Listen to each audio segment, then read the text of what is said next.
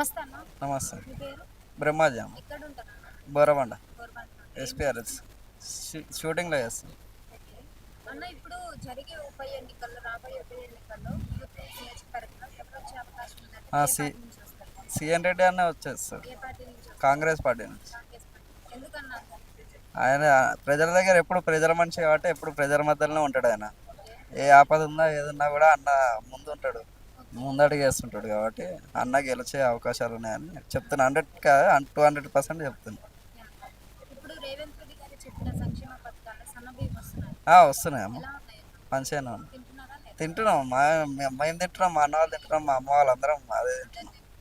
ఆ, okay. Free current వస్తుందా? వస్తుంది. ముందు ఎంత కరెంట్ వస్తుంది? ముందు మాకు 500, 600 అట్లా వచ్చేది. ఇప్పుడు అట్లా ఫ్రీ ఉన్నాం.